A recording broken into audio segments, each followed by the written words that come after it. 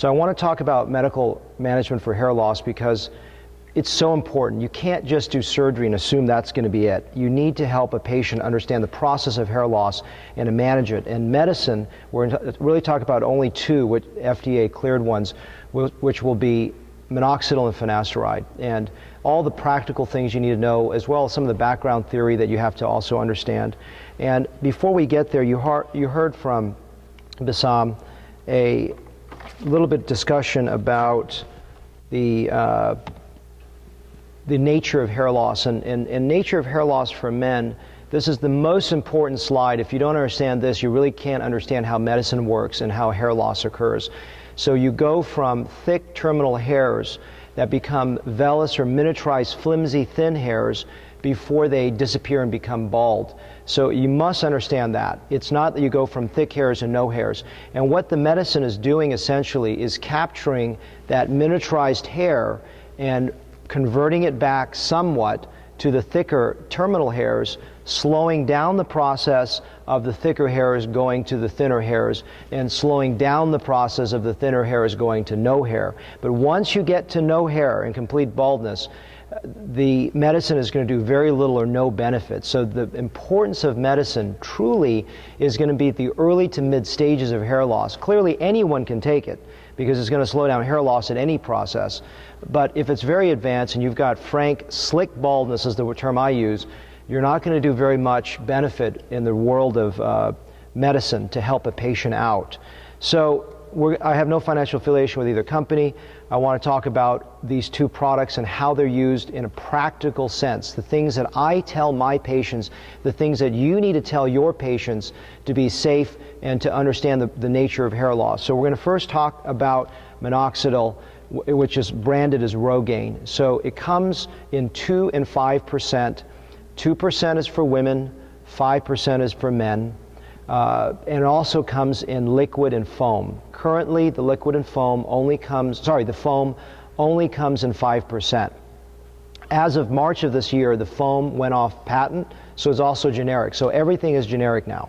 You can get generic 2, generic 5% for the liquid. You can get generic foam 5%, also generic as well. How does Minoxidil work? It's not very clear. Some of the speculated ways that it works is through a process of potassium channel agonists, vascular growth, etc. We don't know. So it's something that you can tell the patients we're not have a full grasp on it. But it does work through a different pathway than Finasteride. And Amina's given me a good way to say this, is like playing a piano with two hands. In other words, each one works separately as synergy to get a result. So when you have them separate, they don't work as well. And they've had studies where patients take both medicines, stop one, and they lose hair. Or studies where the patient takes one and they take the other one and they gain hair. So it's one of those things that a patient says, do I have to use both? The answer is no, of course you don't have to use both. But if you use both, there's a higher chance that you're going to have a more successful outcome when you do use both. So I want to encourage you to explain to the patients the benefits of both. And the other thing that's important is a lot of people have this all or none proposition. They're very type A. They go, you know, I have to take Minoxidil twice a day on my scalp. No, you don't have to. I mean, some thoughts is that it could even last up to 20 some hours topically, but the goal is to get a patient as compliant as possible. As obviously, if they're not compliant, there's no benefit. So if they're taking it only once a day, fine. If they only can take it 3 times a week, I say fine. It's better than 0. So get the patients out of this black or white, all or none proposition and get them to understand the benefit of it, no matter what they can do in terms of compliance. So I like to use the analogy of like brushing your teeth because, you know, hey, you say, well, I'm too lazy to use Minoxidil. You're too lazy to shower and brush your teeth. If you make it something that's, you change the attitude toward it, it helps someone become more accepting of it, if you will.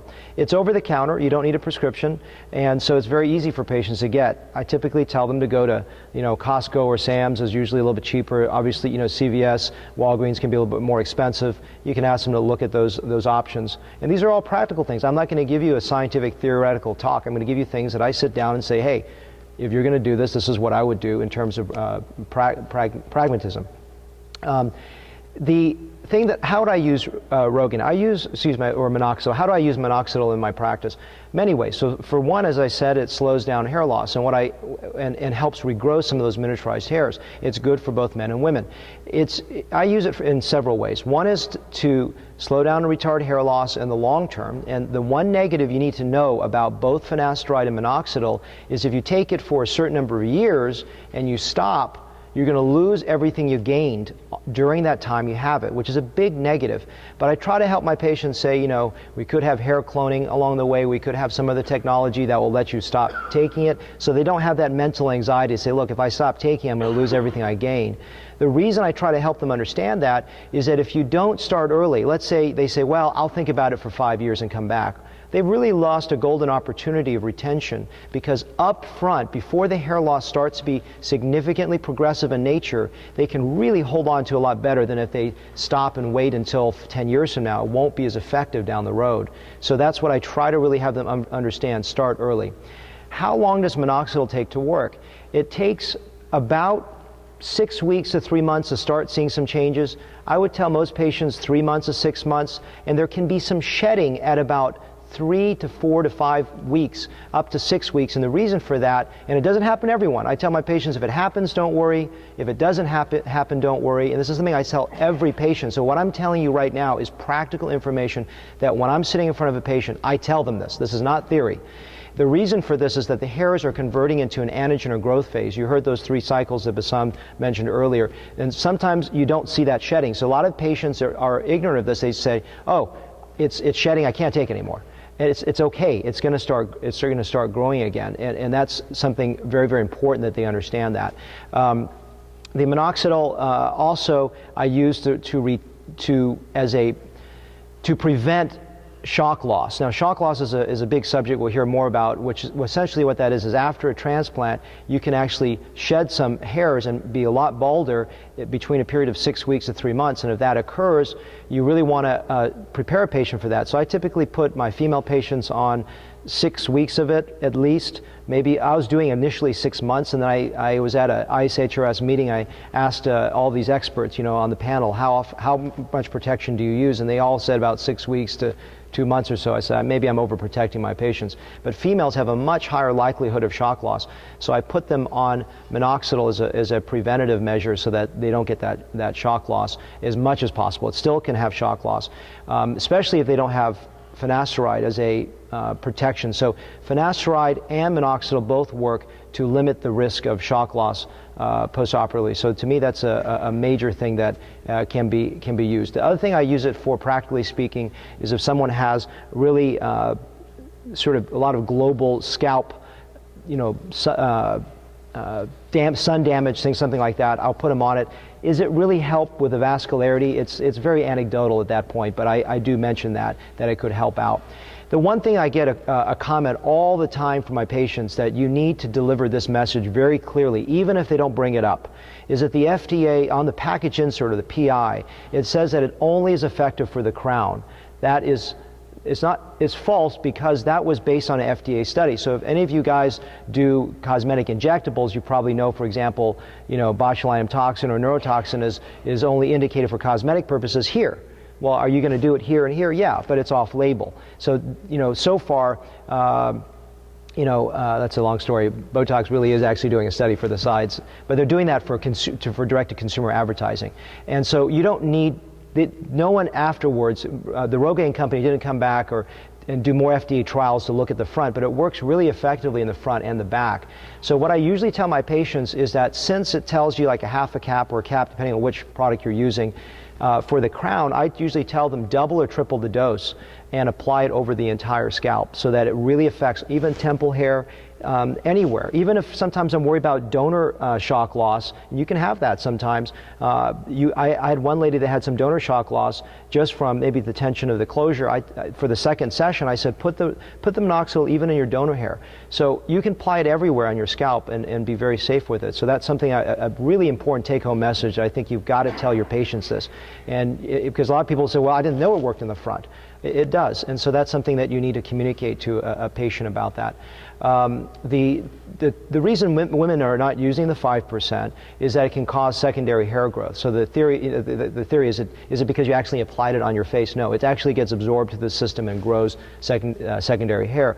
So is it worth putting a woman on 5%? Clinically, this is how I do it.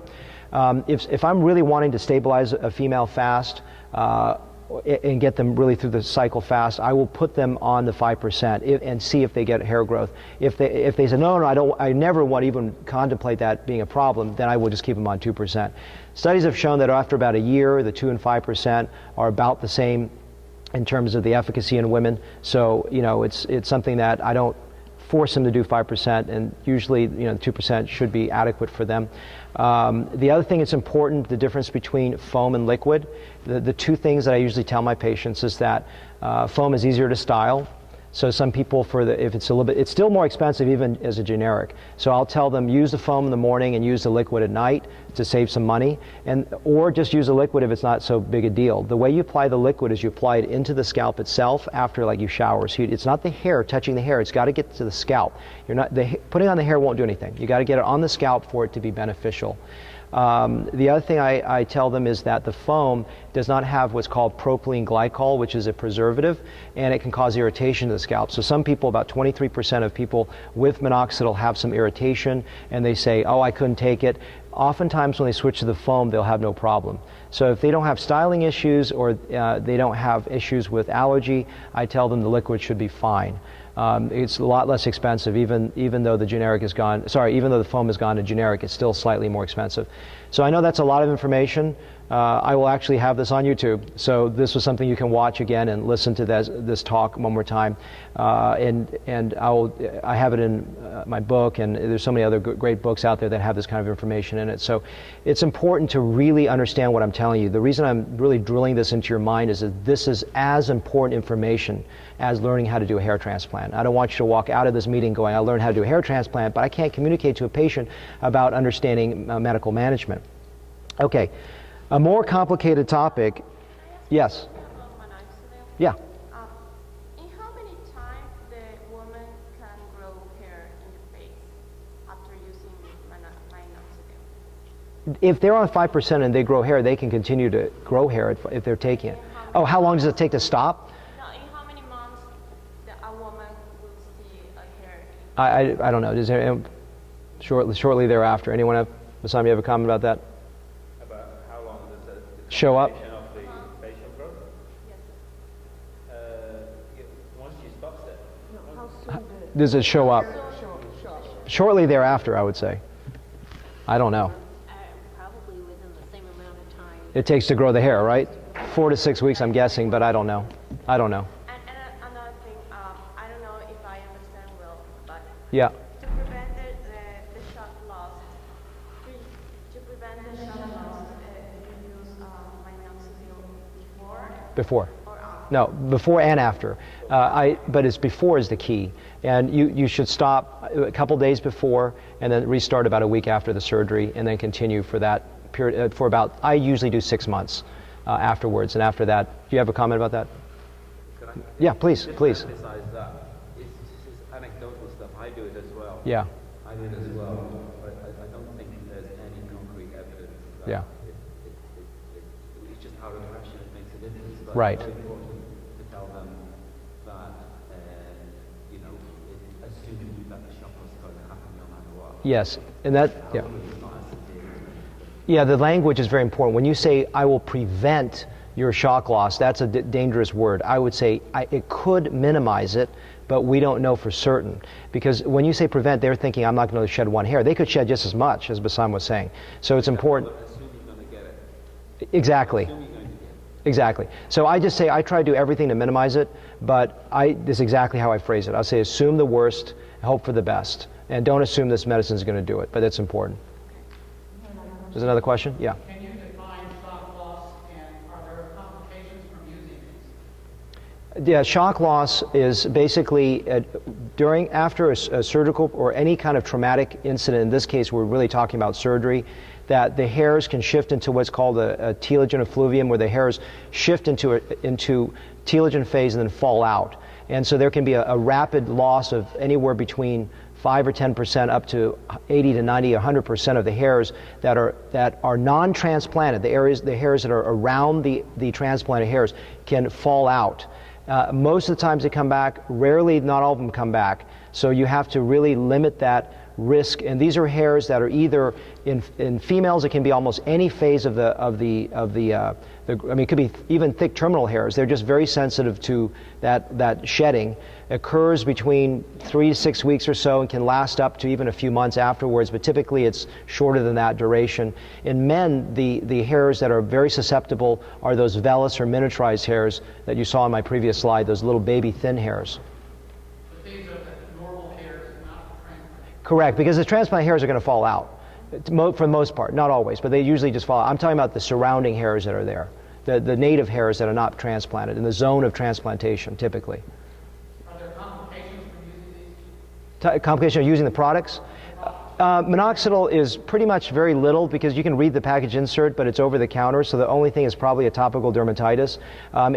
Some people talk about in the history of it as heart disease or high blood pressure, but it actually is used to treat high blood pressure. I think if anyone has a significant heart history because of some of those early warnings, I'm cautious to say to use it. But other than that, I really don't have any other contraindications that I express my patients. It's over the counter. And I'm going to go through the side effects much more in detail with finasteride, since there's a lot of stuff on the news and it's important to go through that with a patient. It's a little bit more complicated.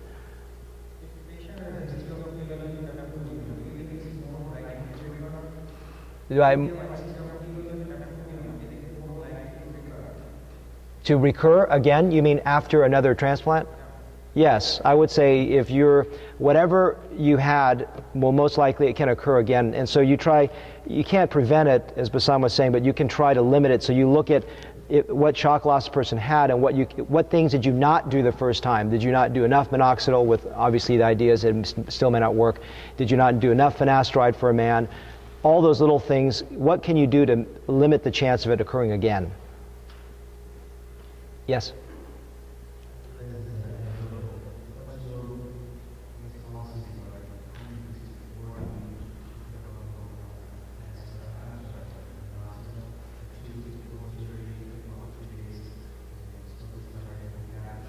Yeah, you're saying, why do I do that? To restart and stop? Yeah, I say as long as possible. So if they're not planning surgery for 3 to 6 months, I say just do it until that time. My minimal entry is about 6 weeks. But if it's 3 weeks before surgery and I don't think they're not a big shock candidate, like if it's not a female or a male with a lot of miniaturization, I'll still say, look, just do it up until the time of the surgery. It may help somewhat, even if you're doing it for 3 weeks. Generally, is there an answer 6 weeks? No, that's arbitrary, but that's what I usually tell. Why do I stop 2 days before? Theory behind this is that it can increase vascularity. It could cause some bleeding. So if you stop a little time for the half-life to wash out, that you're not going to have a problem with it. And why start a week later? No real concrete reason except the fact that you don't want the scab. You want everything to heal well. You don't want some other topical irritant on there to bother it. But that's, again, a lot of this is anecdote, but this is how I tell my patients this. Yeah.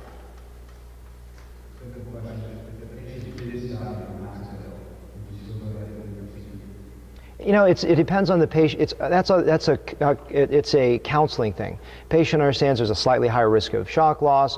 It depends on the patient, how much miniaturization is going on, what are the social events the patient has to come up.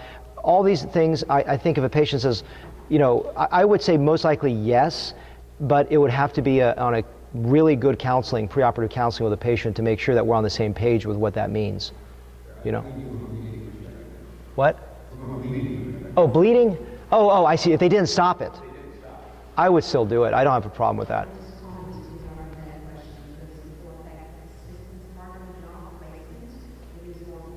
Yeah.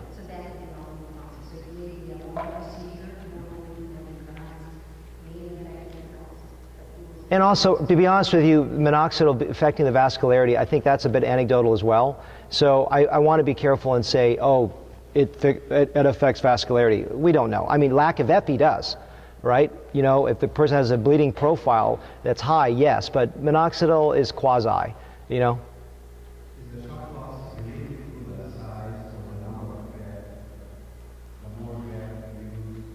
I would say, yeah. I would say, first of all, it's idiosyncratic. You could have a few sites and you could have a large shock loss. But generally speaking, what you're saying is accurate. Obviously, it's variable. If you put more trauma, larger sites, larger areas, and areas of more miniaturization or areas of highly susceptible or very close to other hairs, certainly there's a higher chance. What? I can't. Oh, the answer is typically yes, unless you're having a gentleman with a lot of, again, miniaturized hairs. But yes, that's why we are very, very careful with women. That's correct. And we'll have some female talks. Let's move on to finasteride. This is an even more complicated subject than minoxidil because it is a prescription. And so the way it works is it's a DHT blocker. What that means is it blocks testosterone going over to dihydrotestosterone through an enzyme called 5-alpha reductase. And the theory is that DHT influences the hair follicles and can create incite male pattern baldness or move it along in the wrong direction. So the DHT, it is an oral medication, unlike minoxidil, which is topical, and it comes in 1 or 5 milligrams. A 5 milligram dose is known as Proscar. It's used for prostate, benign prostatic hyperplasia, and the 1 milligram, marketed as Propecia, is for hair loss, and this is for men only.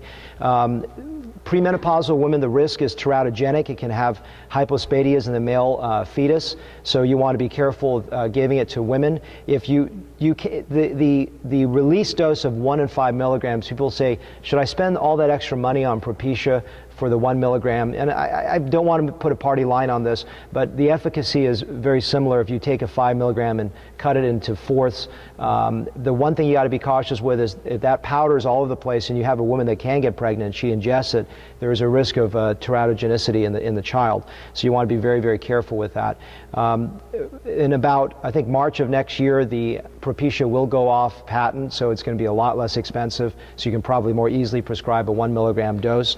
Why use 1 versus 5? There's more side effects with 5, and the 1 works just as well. Could you go lower dose than that? And I just learned at the recent Bahamas course that if you go down about 0.2 milligrams, you can actually get about 51% reduction of DHT versus 68 or 69% at the 5 milligram dose. I think it's comparable to 1 milligram was a question I asked. And so the thing that you want to drive home to these patients, just like with the minoxidil, is take it as you can take it. In other words, if someone's having side effects or they can't afford it or they don't want to take it every day, it's still going to help them, whether it's every day or every other day. Every third day is a little less effective, or if they can decrease the dose.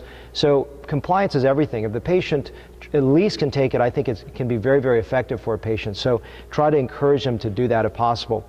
Finasteride takes a little bit longer than minoxidil to work. Again, these are all Gestalty answers. So I tell my patients between 4 to 6 to 8 to 12 months for it to work, so it takes a little bit longer. Do I use finasteride to minimize the potential of shock loss? With, again, what Bassam was mentioning is be careful overselling this to a patient. Yes, I do tell them it can potentially limit shock loss, but it always can occur. And you need to drive that home to patients. Shock loss can occur. And I'll talk in my consultation, I talk about shock loss so that patients are prepared for the worst. Not that it will happen, but always preparing for the worst. I guess the number one side effect you hear on the news today is sexual side effects, and statistically for the package insert, it's 3.8% in men versus 2.1%, so difference about 1.5-ish% against placebo control, and so it's a very low percentage. But obviously there's a very vocal minority of people that potentially feel like they have permanent sexual side effects. Does that occur? I've had one patient complain of this. The few interesting side notes that I learned in Bahamas, again, I learned a lot too. They talked about the men that knew that they could have sexual side effects or potentially could have side effects had a 4 times likelihood of having side effects, even if they were taking placebo. So this is something that a lot of times it's our mental ability to think that we're going to have a side effect. I would be very careful. I think you need to have patients understand this. I've got a consent form that's about 5 pages that from Bob Bernstein that I have. I can give it to you guys. I can give it to Karen. You guys can get a copy. Is that's fine, right? Distribute that? Is it ISHRS property, that, that consent form? You know what I'm talking about?